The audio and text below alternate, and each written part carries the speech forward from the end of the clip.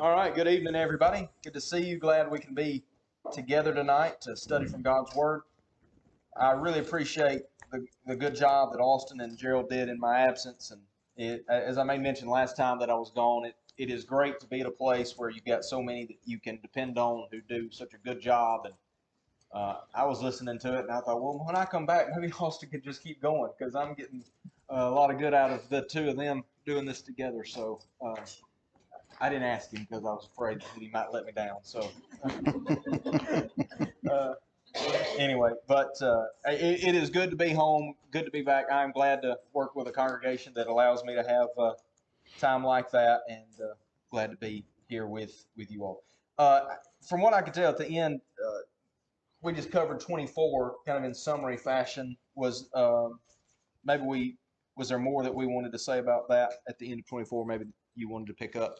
You felt like we finished it up pretty well. I thought so too. I was just making sure that there wasn't any loose ends y'all wanted to look at. So let's go ahead and open to 25 and look at this. So really, if we're thinking about the book of Genesis, we kind of have different movements in the book. And I was thinking about that this afternoon. Maybe it was earlier this morning. I can't remember. But you have different waves in the book. So the first chapters 1 through 11, right, is kind of a distinct set of material. It starts really with the creation of the world and ends with rebellion. But in chapter 12, we get a new blessing. In chapter 12, we get a blessing on who? Abraham. So from chapter 12 to chapter 25, we are mostly dealing with the life of Abraham. The end of 25 is going to be maybe what we would call a bridge into the next section. But I want you to notice that chapter 26, we get another blessing. It's the repetition of the promises that were made to Abraham way back in chapter 12, now made to Isaac. So I don't think it's unreasonable to think about 12 through 25 as its own chunk of material. So 1 through 11 is a chunk, and then 12 through 25 is. And that focuses mostly on Abraham.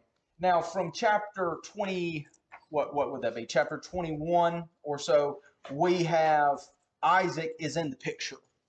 Right, and that's what we kind of were waiting on from chapter 12 through 20. Everything that God had promised kind of depended on that happening. And we kind of have some false starts and some misdirections there. But by the time we get to 21, now that is fulfilled. And so we begin looking maybe towards the next step. Now, we're not quite to the point of having a nation of people yet. And we're certainly not to the point of having the seed promise fulfilled or having the nation, the land promise fulfilled. But we're moving in that direction. We see that in chapter 21. Now we come to 24, and Isaac gets a wife. And this is going to be significant for moving the story a little bit more forward. And then in chapter 25, where we are tonight, we're going to kind of close the book on Abraham in some ways. And that's going to allow us to unfold into the history of Abraham's family. So I'll go ahead and read the first few verses, and then we'll try to make some comments from there. Abraham took another wife, whose name was Keturah. She bore to him Zimran, Jokshan, Medan, Midian, Ishbak, and Shua. Jokshan fathered Sheba and Dedan. The sons of Dedan were Ashurim, Letushim, and Leumim. The sons of Midian were Ephah, Epher, Hanok, Abidah, and Eldaah. All these were the children of Keturah. Abraham gave all that he had to Isaac, but to the sons of his concubines Abraham gave gifts, and while he was still living, he sent them away from his son Isaac toward the east country. All right, so what do you notice what do you learn in this text? I know it maybe seems, we may even wonder why this is relevant, but what do we learn in these verses? That's right. We do learn where the Midianites came from, and perhaps some other groups. Maybe we don't recognize these names as clearly, but it's possible that other of the tribal groups that were around at the time originated from Abraham and Keturah. Yeah, go ahead. Abraham was very generous. Yes, that's right. So it could have been that Abraham had just kind of disregarded these sons, but he doesn't do that. He does gift them. But he also recognizes that his heir is Isaac, right? And so everything he has is theirs, or is Isaac once Abraham dies. But prior to his death, he kind of gives gifts in order to set these other sons up well enough to be able to flourish on their own. Maybe it's recognition too. He's following the pattern Yes. that we've seen before with Ishmael. Yes. Which is kind of interesting, right? And as far as we know, he's not being told to do this. He just Right. Tell me what that pattern is. I said yes, like I understood. Well, like with these other children, right? Like he sends them all. Oh, yes. Okay. Yeah. All right. Yeah. I got you. Yes. Okay. Right. So he is aware now Isaac's the one. And there's no, in 17, there's a conversation like, let Ishmael be the one. And God has to say, no, Isaac. And in this case, you don't see that. That's right. Very good. Yes. Sure. So we know like Ishmael's mother was an Egyptian. Yes. Not a Jewish person. Not a chosen person. Mm-hmm. What about the other concubines? Would that be a reason for Abraham to send his sons away since God has said, don't intermarry? Yeah. See where my question is? Yeah, I think so. I think that is part of the reason. Now, we don't know Keturah's ethnic origins, but it wasn't from that family that Abraham was part of, as far as we can tell. So that is part of it. You don't want So Hagar, and being an Egyptian, she was not a Canaanite in the sense that, like, the Canaanite line was destined to be destroyed. Hagar's not in that position. And yet her remaining there, I think, just like with Keturah, would maybe in some ways cloud what God was trying to accomplish. What I mean by that is Abraham, it doesn't seem to be an Abraham issue in having sons, right? Because he has Keturah and he has lots of sons. It was an Abraham and Sarah together issue. And the fact that God produced an heir through them was the impressive thing. If a nation comes from Abraham and Keturah, maybe less impressive in some ways, because there's no problem there.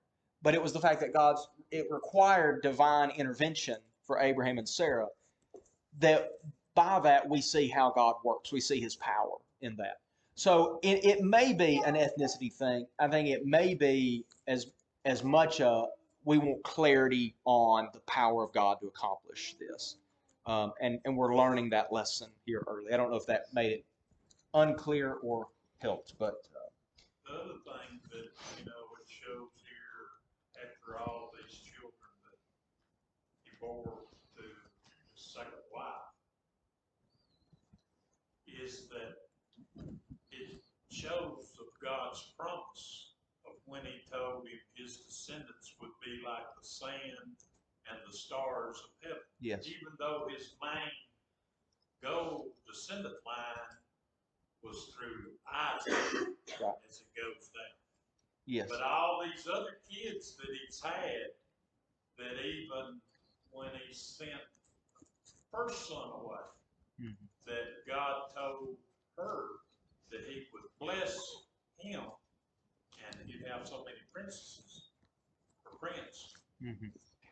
But you take all those lineage of kids and their children. Yeah. I mean, even today, they say that the archaeologists, when they're in that area, that all the people, you mentioned Abraham, and somewhere through their generational line, yeah, they go, yeah, he's the right. father of yeah. these nations. Yeah, so I think that's a great point. So how would you even begin to calculate the descendants of Abraham? I mean, if you only said the Jewish folks, it would be impossible to do, because we don't know who has Jewish ancestry and who doesn't. And then once you include all these people, it would literally be impossible to enumerate the number of descendants that Abraham has, which I do think points out. I think it might point to another promise as well. Remember in chapter 17 when Abram's name is changed from Abram to Abraham?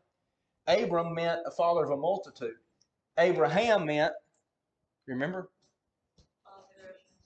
Father of many nations, right? And so that is being accomplished here as well. So you've got Ishmael accomplishing that. Isaac will be the father of a nation himself, but then all of these sons, or many of them anyway, will be the father of their own nations. And so this is another fulfillment of the promises of God. So I don't do all that just to belabor these 6 verses. I do say that to say that even the things that we might think are mundane may very well be fulfillments of the promises of God. Maybe this seemed ordinary in some ways, but God is accomplishing His purposes through this. I don't know that this was ideal. Maybe I should say that. I don't know that it's ideal that Abraham has a Keturah after he'd already had a Hagar, after he'd already had a Sarah. I'm not sure about that. But I do know that God is accomplishing His purposes through it, even though maybe this, I think we could certainly say that this is not the ideal pattern for marriage and things like that. But anyway, anything through those verses? Anybody else? You know, this may be a section where we're overlapping some Yes. stories. Mm-hmm. Whereas, you know, in likelihood, this probably took place earlier in the narrative, but to follow the narrative, you know, the writer didn't take away from it and decided to include it now. Yeah, I doubt it was after Sarah died that Abraham finally Right. made this decision. It may have been after Isaac was born, and once he said, "Okay, that's taken care of," and now he Exactly. also has another wife. So there could be a longer time frame here. I think that makes Right. perfect sense. That's good. It's just mentioned here at the end because it's a summation. That's right. Yeah, kind of tying up some loose ends maybe. So then we come to the next paragraph, Gerald. All right. These are the days of the years of Abraham's life, 175 years. Abraham breathed his last and died in a good old age, an old man and full of years, and was gathered to his people.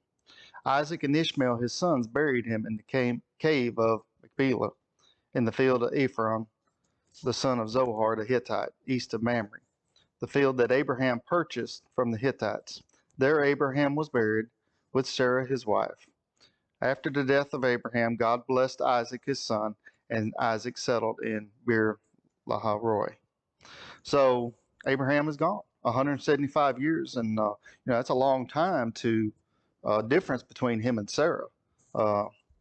But he died at a good old age, and here we see that, you know, Ishmael, they haven't lost ties, they haven't lost touch. Ishmael comes back and is part of this ceremony, this burial ceremony. And so, but we do see where Isaac, you know, he becomes the head of the tribe, and he's probably been acting head of tribe for some time now. But now it's more of an official. He is the head of this tribe now that Abraham is gone, and he's settled in Beer Lahai Roi. Yeah, just a couple of things that I want to note. So look at that in verse 8. He was an old man full of years, so he breathed last, was died, and was gathered to his people.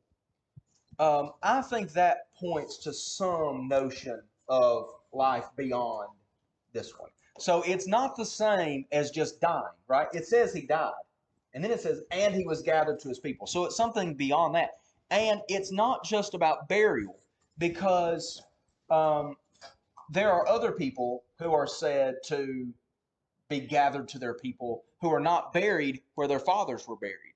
For example, Moses and Aaron, both of them were said to have been gathered to their people. Well, Aaron's buried somewhere in the middle of the wilderness, right? And Moses is, I don't know where he's buried, right? Nobody knows.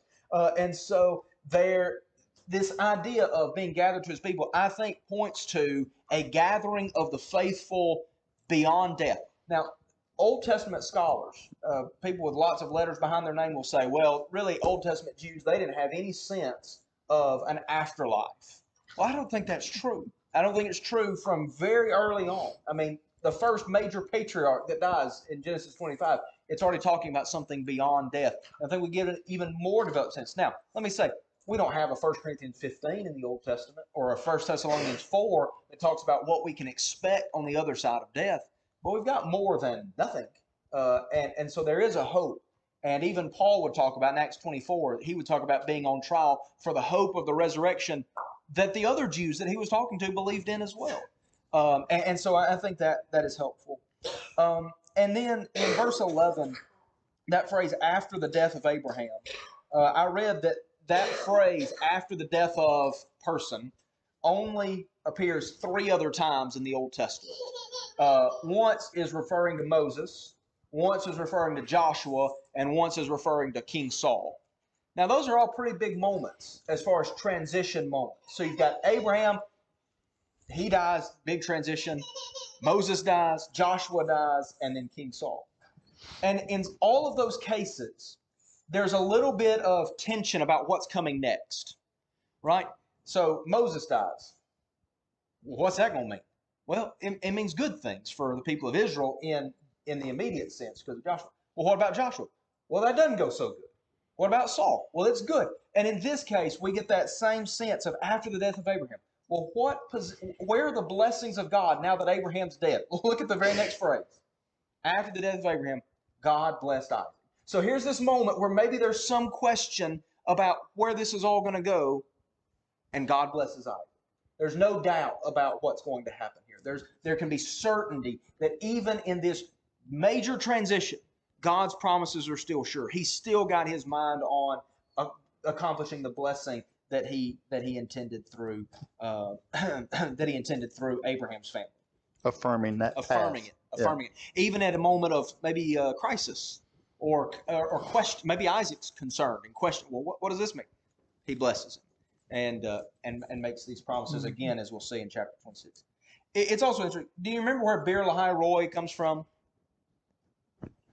Hagar. Mm-hmm. So Hagar and Ishmael, this is where she said, God sees. And that's where Isaac settles.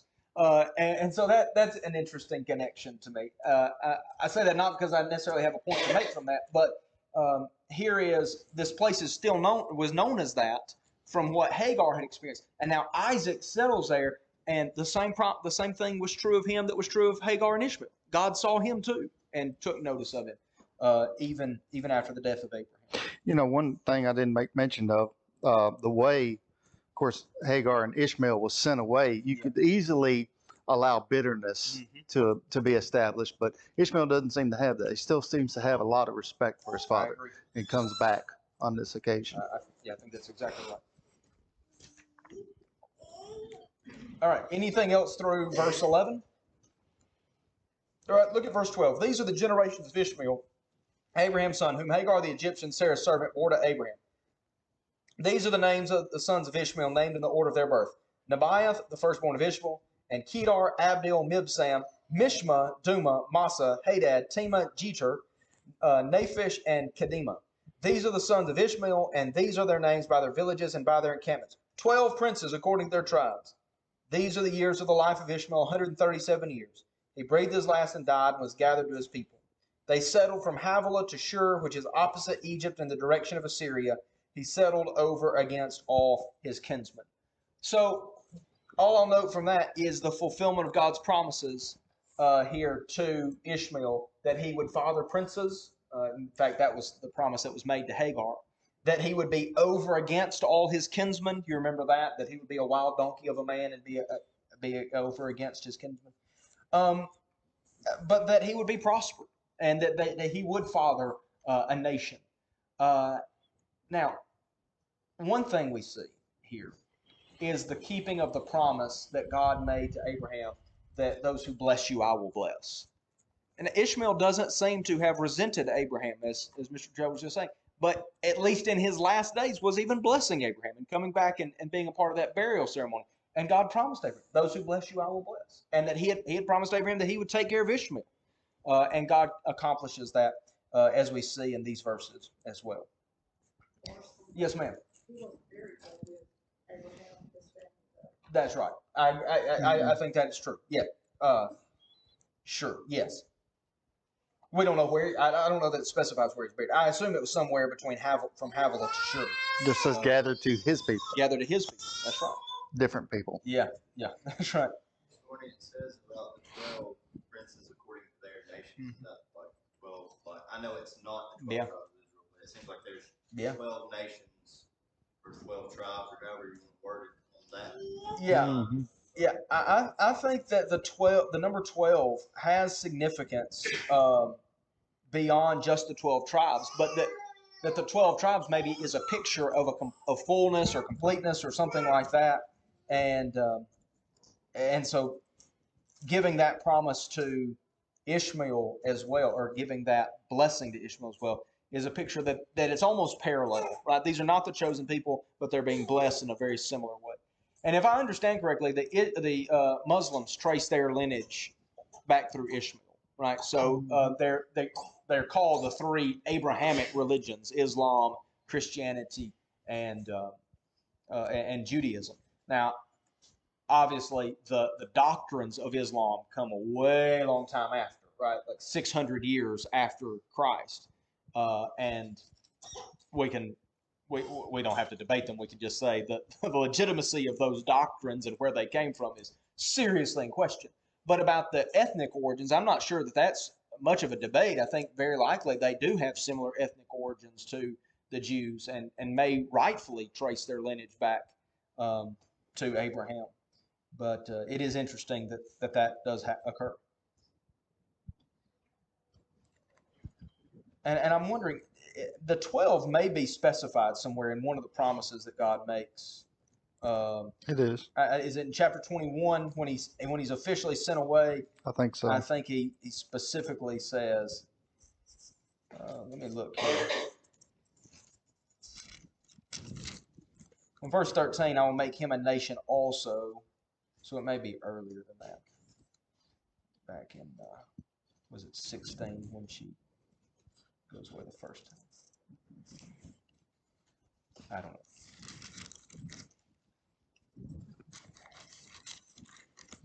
I remember it somewhere, but I didn't make note of it where it was.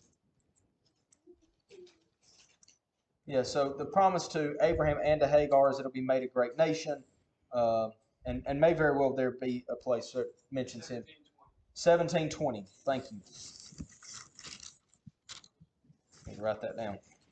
Yeah, he'll become the father of 12 princes, and I'll make him a great nation. So that's going to be similar. And really, it happens in some ways a generation earlier for Ishmael, right? Because it will be Jacob that will be the father of 12. But so maybe you're getting a kind of a preview here that to be a father of 12 heads of tribes would be pretty significant, and it is here for sure. Okay, anything else through that paragraph? Down through about verse 18. All right. These are the generations of Isaac, Abraham's son. Abraham fathered Isaac, and Isaac was 40 years old when he took Rebekah, the daughter of Bethuel the Aramean, of Paddan Aram, the sister of Laban the Aramean, to be his wife. And Isaac prayed to the Lord for his wife because she was barren. Sound familiar? And the Lord granted his prayer, and Rebekah, his wife, conceived. The children struggled together within her, and she said, "If it is thus, why is this happening to me?" So she went to inquire of the Lord, and the Lord said to her, "Two nations are in your womb, and two peoples from within you shall be divided. The one shall be stronger than the other. The older shall serve the younger." When her days to give birth were completed, behold, there were twins in her womb. The first came out red, all his body like a hairy cloak, so they called his name Esau. Afterward, his brother came out with his hand holding Esau's heel, so his name was called Jacob. Isaac was 60 years old when she bore them. When the boys grew up, Esau was a skillful hunter, a man of the field, while Jacob was a quiet man dwelling in tents. Isaac loved Esau because he ate of his game, but Rebekah loved Jacob. So here we get probably the most we're going to get out of Isaac. It's interesting. You know, we've spent all these chapters studying Abraham from chapter 11 until 25. And, you know, we get just a little bit of Isaac, and immediately we go into Jacob. And we're going to spend so much time in Jacob. And it's just interesting that it seems like Isaac gets so little attention. But nevertheless, Rebekah draws a parallel of Sarah, where she's barren. But what does Isaac? Does he give up hope?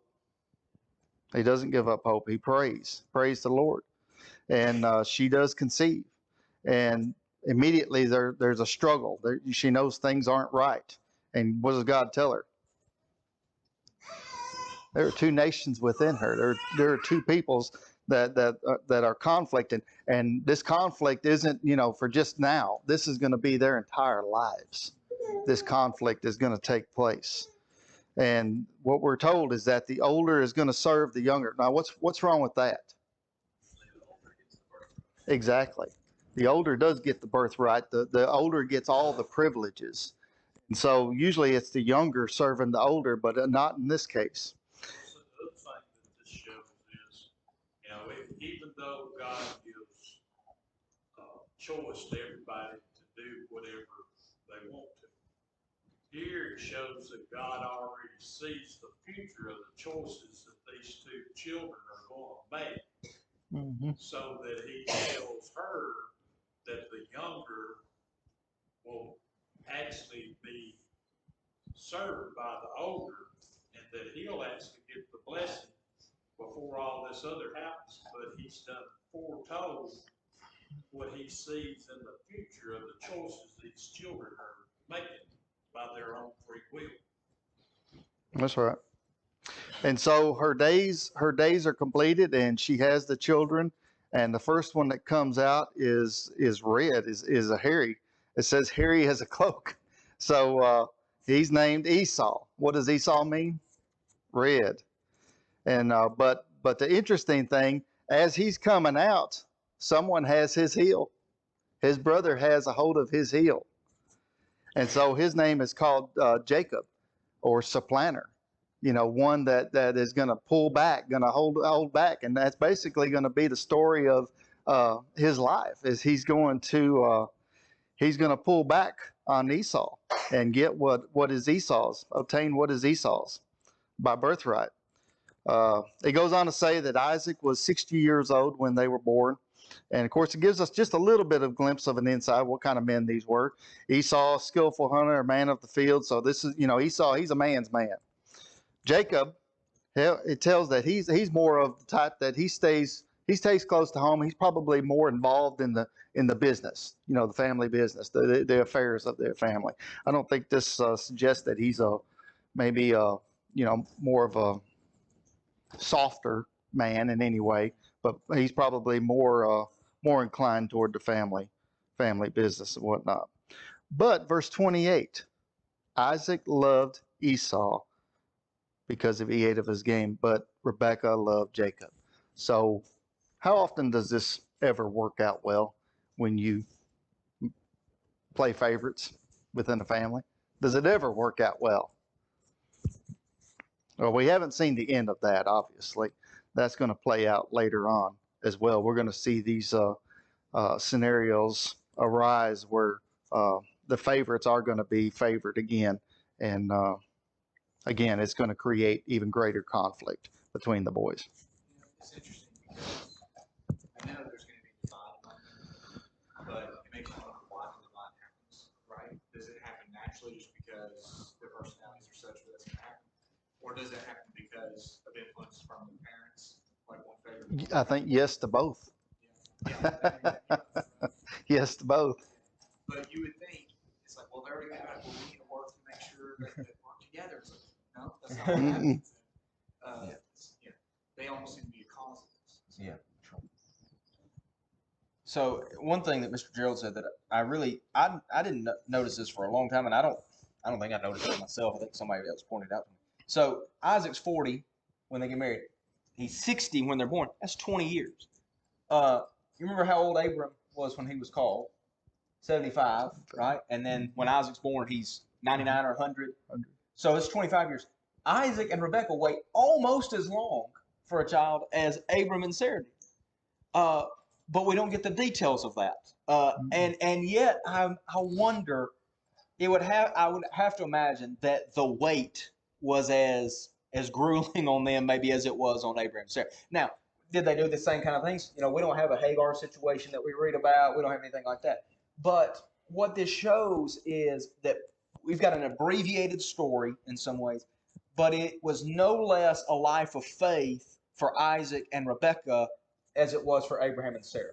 And that's why in Hebrews 11, they're mentioned too, in keeping with them being sojourners and pilgrims, and waiting on the promises of God. And Isaac specifically is mentioned about some things that we're going to talk about later.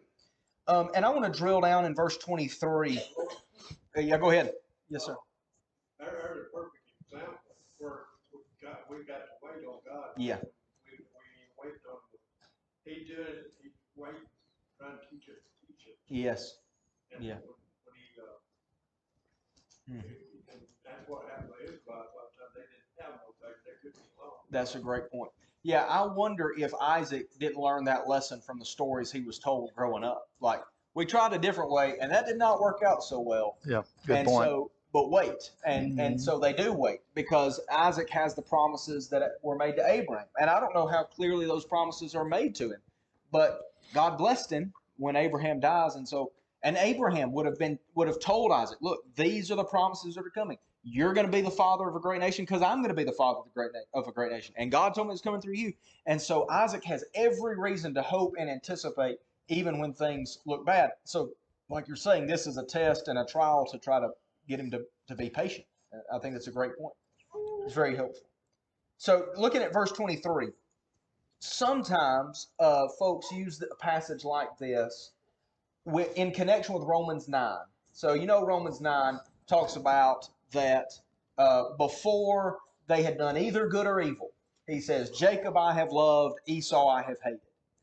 Well, the Calvinist will use a passage like that and say, look, it doesn't matter what you do. You don't have any choice.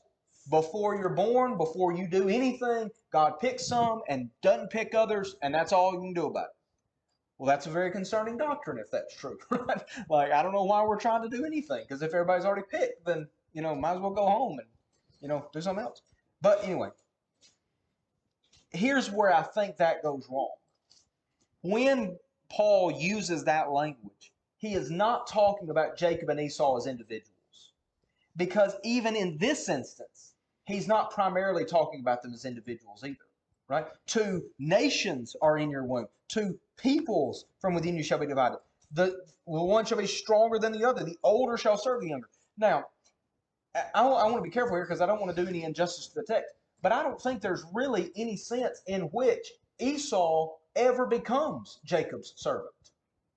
Right? I mean, Jacob never has some kind of authority over him where he's like bossing him around.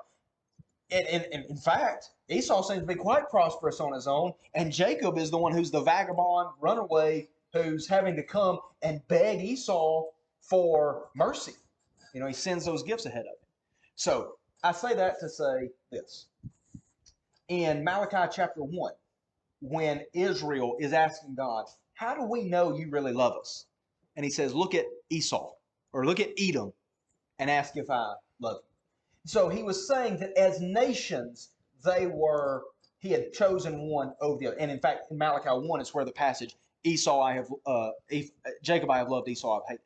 So in Romans 9, when Paul says that God chose Jacob over Esau, he's not saying anything about their eternal salvation. Right? It doesn't have anything to do with whether or not they were going to heaven.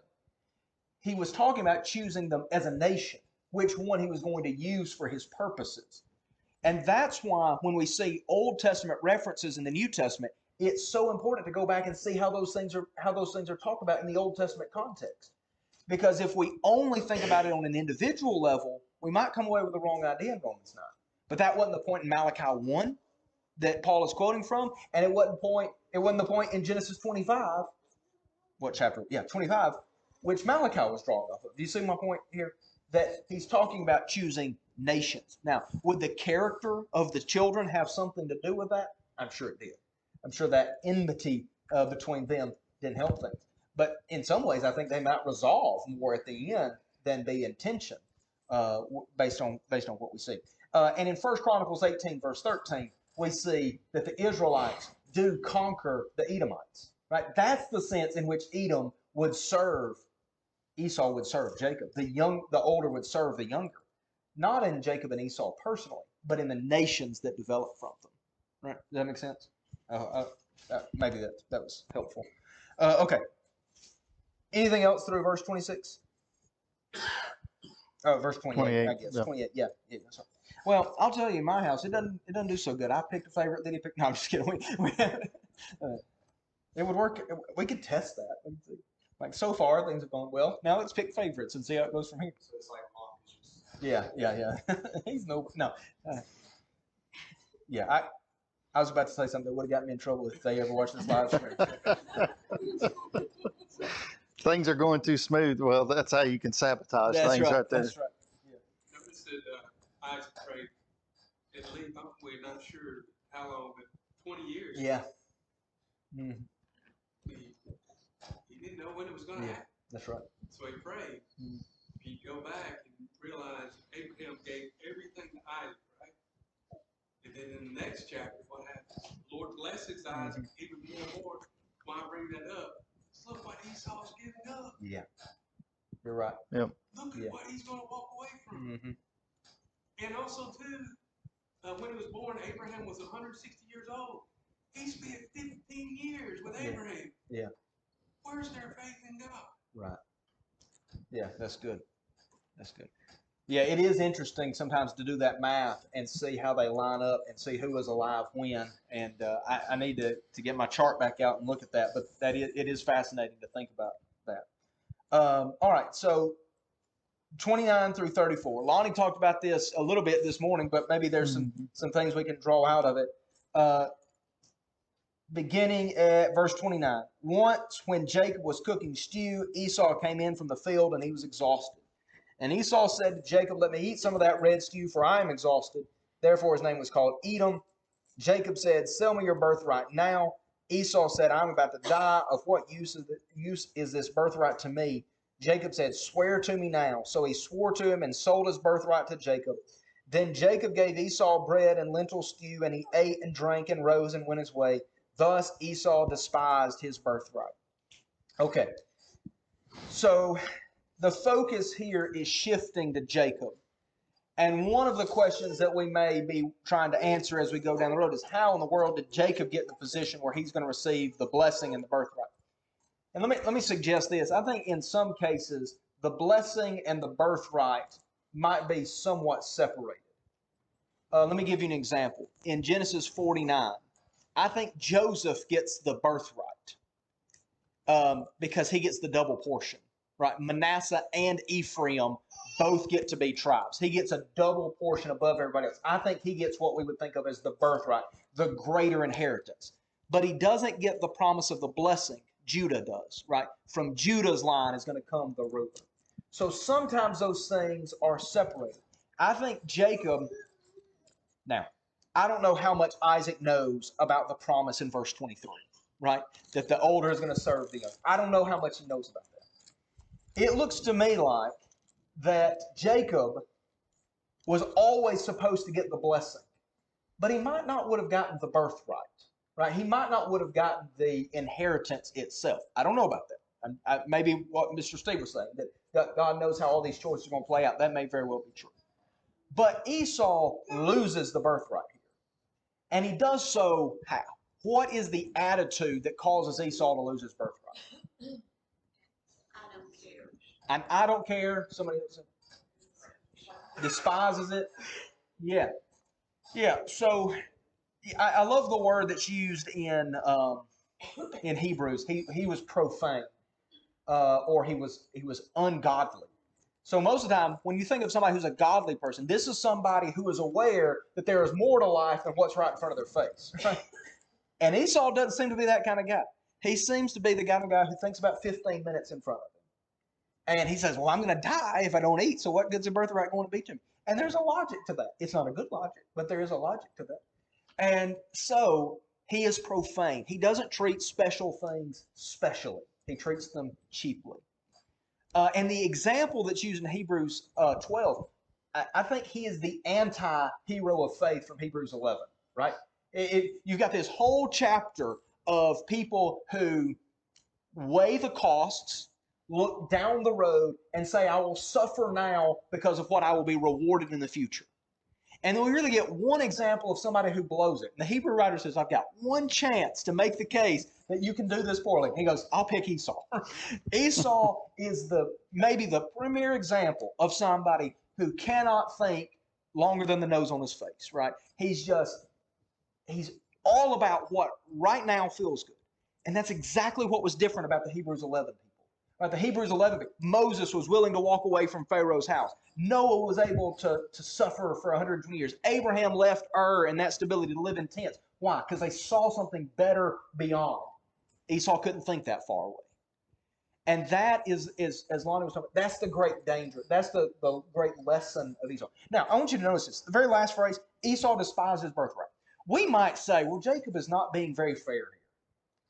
The scriptures blame Esau, right? And I'm not saying that Jacob's completely off the hook, but Esau's the failure here because he's the one who says, this doesn't mean any more to me. He doesn't even try to bargain, right? He doesn't say, well, give me 2 bowls of soup, right? He just takes 1, And it seems as though he considers this so cheaply that Jacob isn't even mentioned as being a culprit here. It's Esau's doing here, and that's a major problem. I think also that on Esau, that the pride of whatever that he had when he done this, he still don't hold the teachings that was taught to him when he got up to that age. Yeah. That your word was your bond. Because even though that he sold his birthright for the bowl of soup, later on, when it's actually given to Jacob, he comes in and he tells his father, please bless me. And he said, no, I'm going to give it to your brother. Yeah. And he says, no, you still got to bless me. But he didn't realize that when he sold his birthright to his brother, his word was bond. Yeah.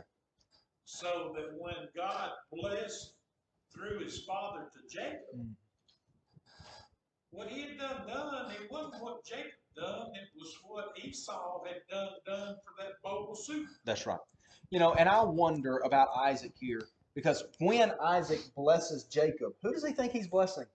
Esau. He thinks he's blessing Esau. So I don't know if he doesn't know about the promise in verse 23 and he just disregards, if he does know about it and he disregards it, or if he didn't know what his role was supposed to be in that. We will talk about Isaac's faith in that. And he does have faith, because the Hebrew writer says he has faith when he blessed Jacob. And you think, well, how in the world? He didn't even know what he was doing. Well, we'll talk about that, and we'll have to wait till we get there.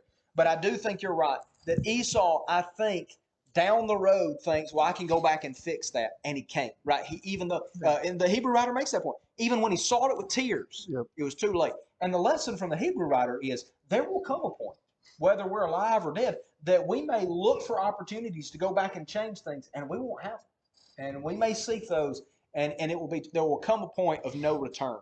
And whatever that looks like, we don't know, so we need to make better decisions. Think down the road, think eternally about our choices here in the moment. So this may have pointed word today, I may have missed it, but you brought up and you were focusing on the phrase he despised his birthright. Yeah. I think a lot of times we use the word despise, we think like I hate it, it's disgusting to me, I don't want it. I don't even know if, so Steve brought up like later on, that's not his view. No, right. Maybe in the moment, but maybe that's the point in the moment it was, but I think regardless, what we see here is maybe not even a feeling as much as like he despised it in his action. That's right. Right? And then, so you've been bringing up Hebrews, right? It's like, well, how did they have faith? Was it just the feelings? Like, well, no, it was shown through their actions. And it's kind of similar here, right? It's the opposite, but it's... Yeah. So I think that's a great point. So James would say, show me your faith by your works. Like, how do you can say you have faith. Well, how do I know? Well, you show. Well, he doesn't have to say he despises his birthright in order for us to know that. And people don't have to say they don't care about their soul in order to show it. And we don't have to say it out loud in order to demonstrate it by the choices that we make.